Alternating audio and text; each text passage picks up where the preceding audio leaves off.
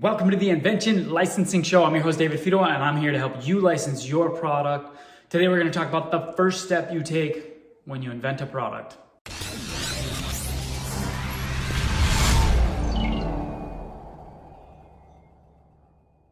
So to jump right into it, the first step you take when you have an invention, right?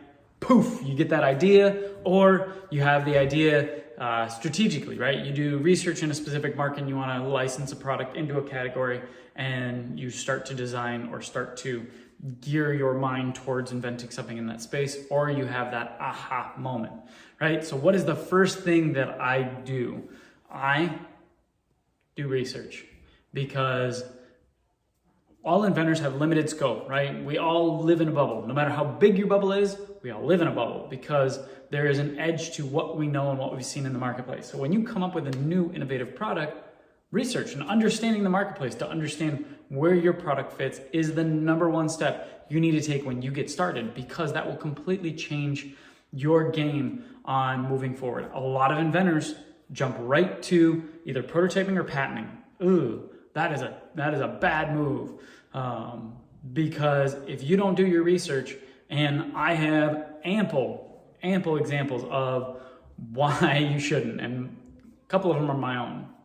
I thought of an idea, this was years ago, probably 2009, 2010, thought of an idea, super excited about it, and I jumped right to that like prototyping, patenting phase, and like I did a little bit of research, just typed in a couple keywords, boom, I was done and then moved on.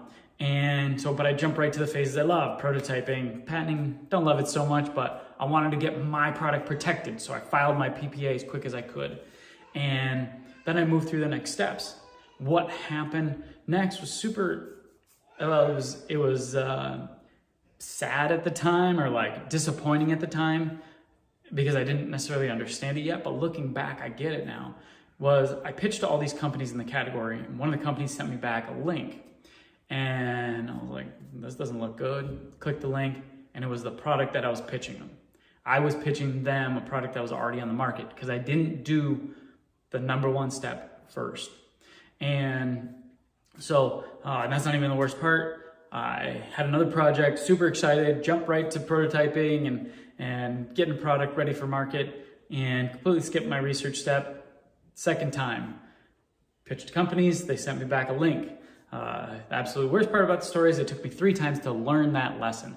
So once I learned that lesson, I always do my research, and now whenever I have an idea, boom, have the idea, I just pull out my phone, or if I'm near my laptop, I start doing keyword searches, and I start to do multiple keyword searches, because when I invent something, and people don't realize this, when you invent something, you actually create a marketing name for it inside your head. Like, this is what I call it.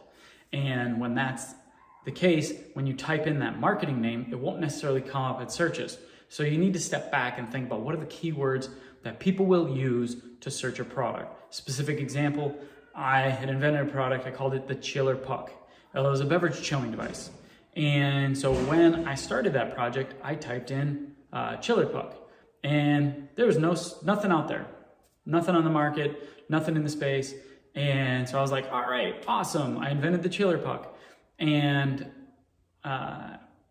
if I would have searched beverage chilling device, I would have understood the marketplace a lot better. But that was very early in my career, so I didn't understand the keywords that I needed to use, which were more not necessarily marketing terms, but common language explaining a product.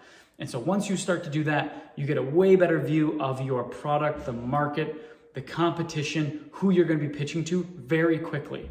And so now, after years of experience, when I have an idea, I can usually have a good understanding on the marketplace in 15 minutes or so. And so I'll either be on my phone and I'll do some quick research to understand my competitive advantage, where my market is, how my product fits in, and who I'm going to be pitching to.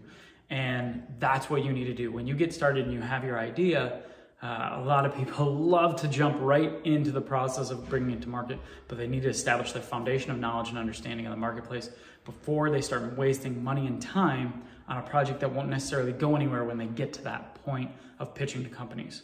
So the first thing you do is jump on the computer, jump on your phone, whatever type of device you have to do research through, and research the marketplace. That will take you leaps and bounds forward on getting a project started that will get licensed and not necessarily a project that will flop in the future.